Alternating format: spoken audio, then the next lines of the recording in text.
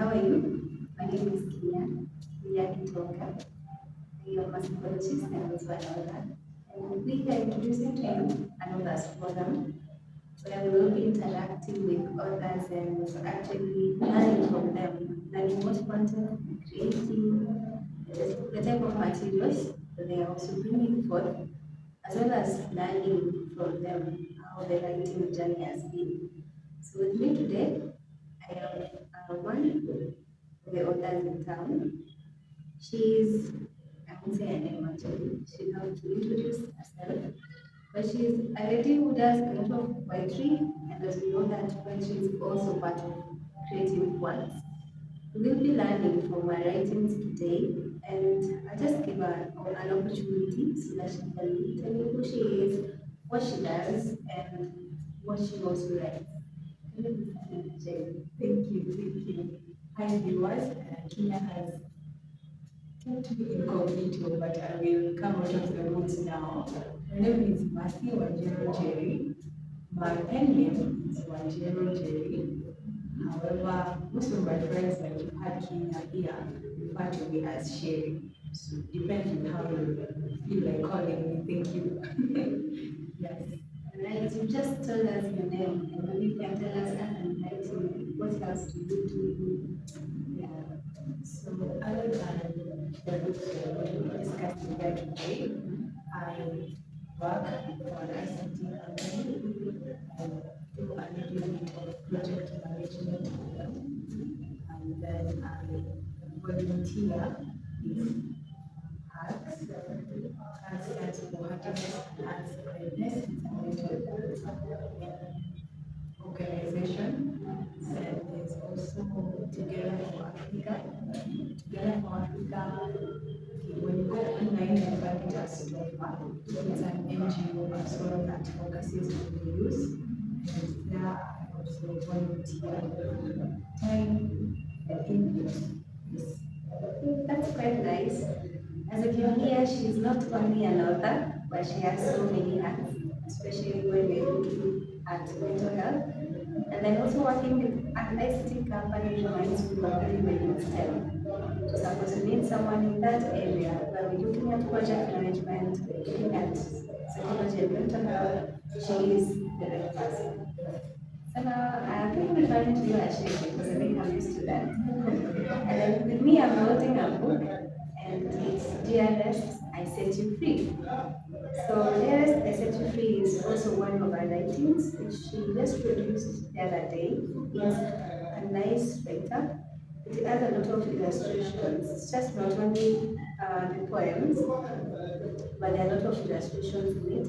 And even before we get to dissect it, probably I can hear from you what is Dearest according to you? Dearest I Set You Free.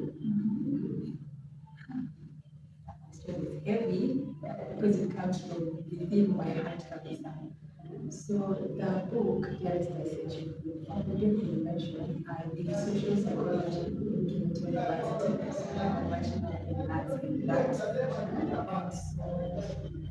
And so after finishing my school, I had to do internship.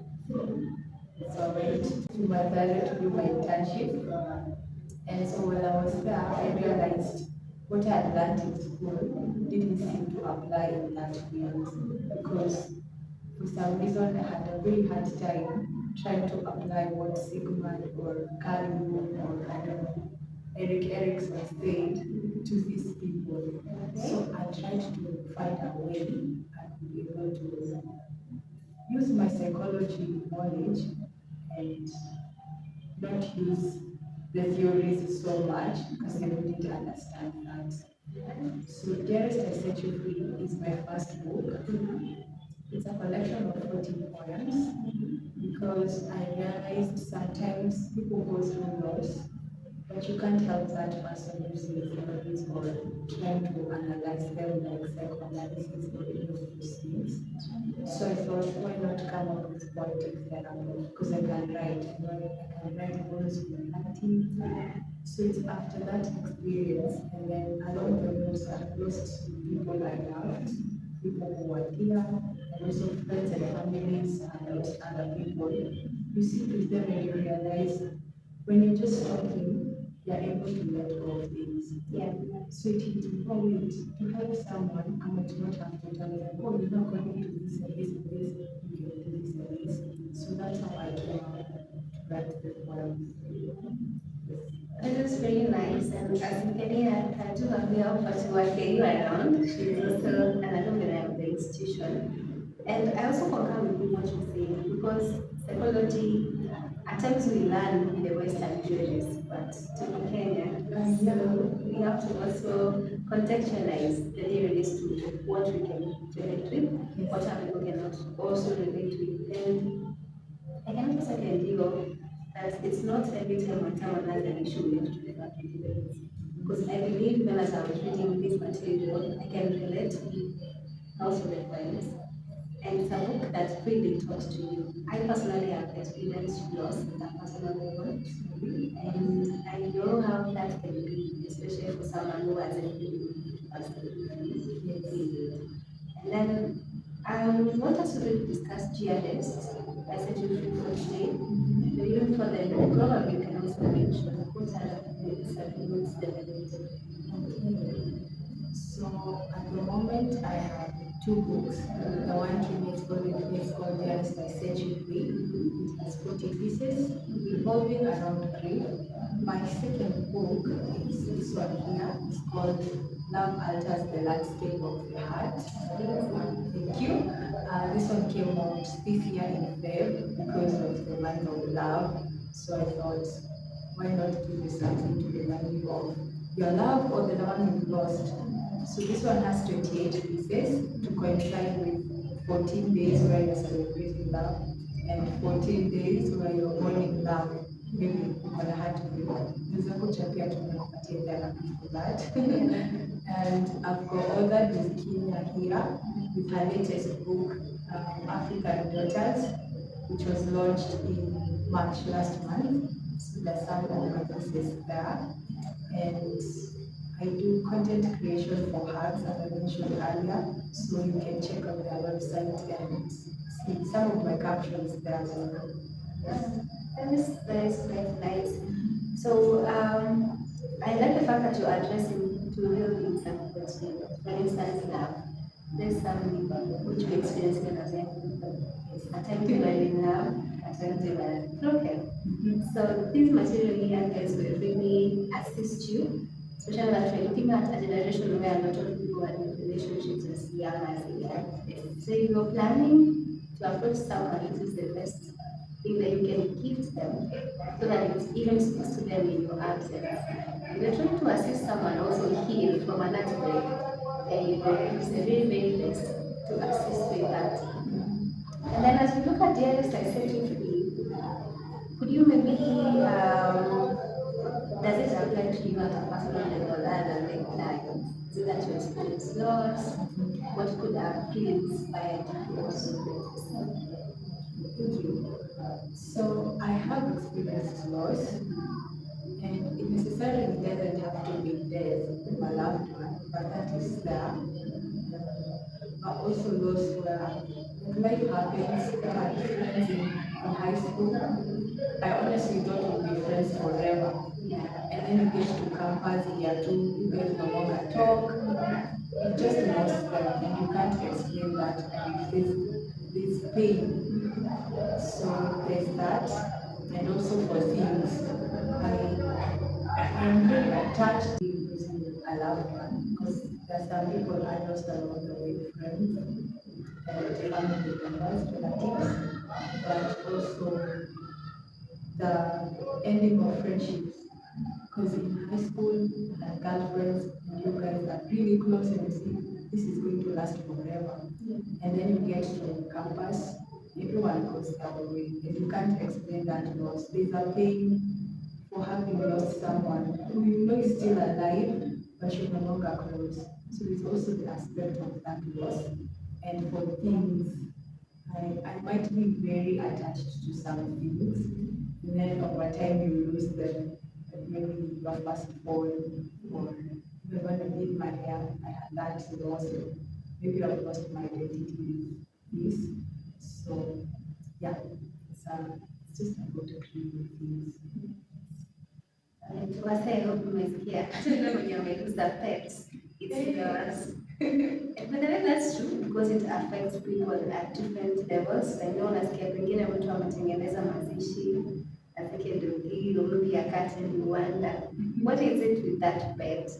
Because it meant it was significant to this person. And now that it's not there anymore, they are affected just like you might have been affected when you lost something else. But you keep it at a house and you that's how it was. Yes, Yeah. really. And it hurts a lot. So when we're looking at Dearest I, this is a book that will assist you understand what loss is. It's a book that will also help you understand now that you've experienced loss, what can you do to actually move past the loss? And I can see that in the book also, Sherry has given us a platform where you can reflect.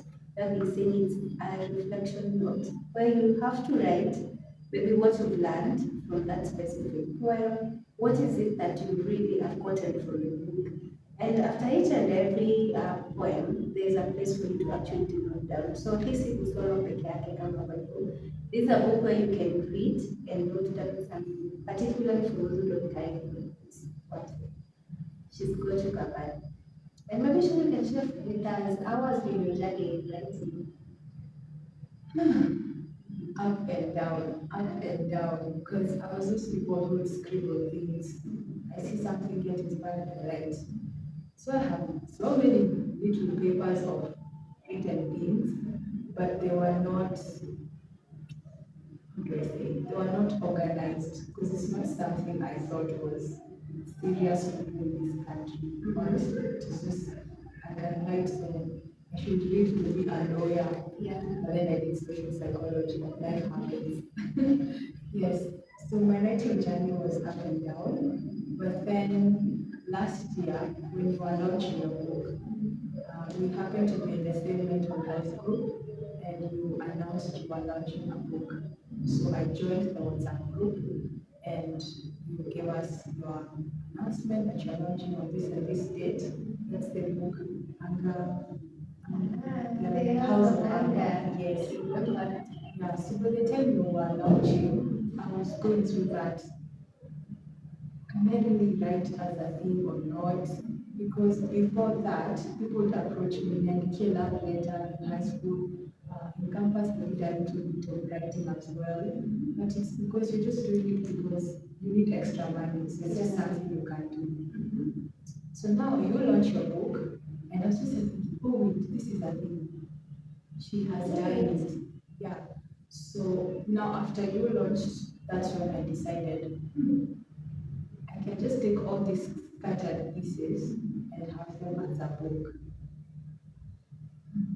Then Kinya, to tell you the truth, there are so many scattered pieces. Yeah. So I figured if Kinya has written and have this issue of just trying to have poetic therapy in trying to help people get through things, maybe I can start afresh, like just forget all the things I've written before and have a book focusing on one thing that's going to help people maneuver through life. So that has been my writing journey, to be honest. I just got serious last year.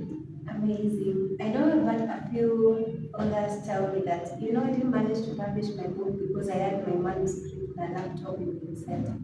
Or maybe your manuscript got lost. And she is here as a testimony that you do not have actually to rely on what you wrote down. You can start afresh and still do it. It's all about passion, it's all about determination, and I know she is an example that you can do it. Within a span of 1 year, she has two materials. Not only materials, but poetry. No poetry with young Katuan running a poem. You have to take your time, you have to be inspired by something, and now here she is. And maybe to the upcoming others, could you maybe share some of the challenges you might have faced? Hey, upcoming author, please keep writing. Whatever you write and to you it looks bad, let's start there. Just keep writing. You write and write. That's one of the challenges I also we experience because I think for non-fiction work, it always seems easier because you can refer to other material, you can research and ask people questions and get data that is factual. But for creative work, it's you. The content is coming from you. And a lot of us content creators tend to doubt ourselves.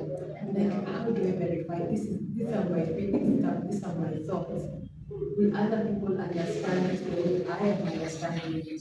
So for you keep writing, that was my challenge first.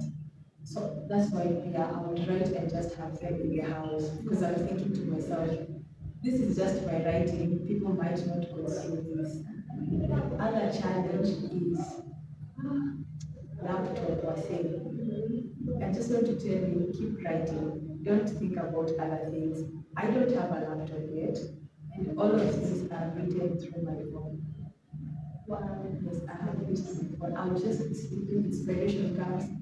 I don't have anything else, so I just take my phone, go to Google Drive, and write. So that's another challenge, device. But that you see, it shouldn't stop you if you really want to write. Just use whatever you have. Andika, kwa kitabu, have someone transparent, it still works, guys. The other challenge I would say was time, because I think for most Kenyan authors, writing is not our first job. You can't live through writing, to be honest. Currently, during this our literary space, people just read for fun, not serious. So I had to balance between hustling because bills have to be paid and keeping some space to be like, I had this much during the day, let me see how I can turn it into something better. So time was another issue. And then now when it came to writing, I had to find an editor, someone who should, guys, please, usijichoche, you've written a good book. Find someone who will edit. Someone who will go through it and go, this one maybe no, this one yes. So that was also an issue because editors are expensive, very expensive. So that was another challenge. And, but you get to know, and you'll always find people who will connect you with someone else and someone else does that. The other challenge now for the writing was, okay, this one is a personal one. Where after finishing the books, I kept thinking, it's not yet done. It needs more. I should add this and that. So I don't know how to explain that as a challenge, but it really was. Before I submitted it as finally this is it, you can go and get published. I kept thinking, maybe not, maybe it's not yet really. So, yeah. I understand, especially the aspect of time. Size was no longer your main, masali machache. The fact that you have to do multiple jobs right now to assist you live in Nairobi, it's understandable. Yes.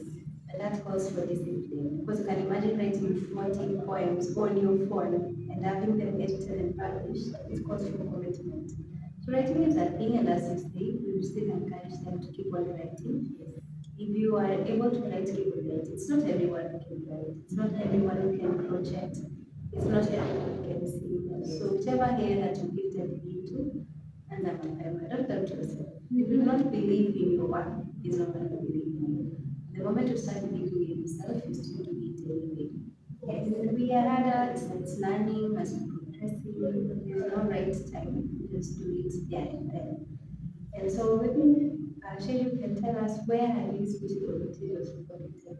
Okay, you can find the books at Moria. I encourage you guys, at kama you're not going to buy a book, just visit the place and see that Kenyan writers are here. There are so many Kenyan books. Go and familiarize yourself with the space. So you can find them at Moria, as well as Zania, Zania Galway. That's Xania, and then Goel Way. So you can find them there, as well as there's an app called Quilt Reader. In Quilt Reader, you'll find Dearest I set you free, but the other one is not there. It's quite fine. Guys, you need to visit Gloria Bookstore. That's where majority of us as Kenyan authors store our works. You can order actually when you visit the store. You can also order online. We do deliveries. And as she said, you need to visit and see that we do not only exist as Kenyans, we are also writing and embracing the writing culture. But if you are writing and you are not reading, you will read the materials. So it's very important that you at least purchase a copy, even if it's a book or man. You say that learning never ends. Now that we are learning much more about that, then for me, I'm tempted to ask, is it that you are in love? Is it that you are broken? What really inspired this? Ah, this book. Well, I did have some, those boyfriends you have when you're in primary school. And you just know, come out of high school. We are just so young sometimes. So I had this boyfriend and I knew this one. So tunamaliza primary school, high school, we're going to be together until old age. I laugh about it now, but I wasn't laughing earlier back then. So yes, there was that charming prince at those young age. Yeah, so I grew up, he grew up, and we realized, oh, So working. yeah, that's not even love. I don't know what we were doing, but we thought that's it. So I based most of my writing from that because it was a very, I don't know how to explain it. Like it's those things you believe firmly in your heart that this is the one that they always say. I grew up watching animation a lot. Yeah, so I have that princess theory in my head. Like you just meet one time, yay, it's us until the end. Yes, so there was that. And then now over the years, I have had friends.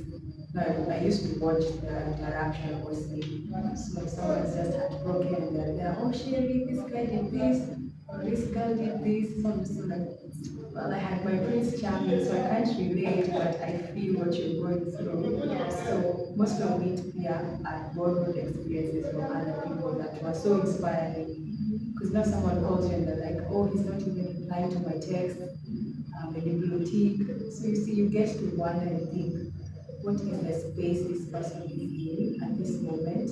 If it's a person they've been in love with for so long, so that's the dearest.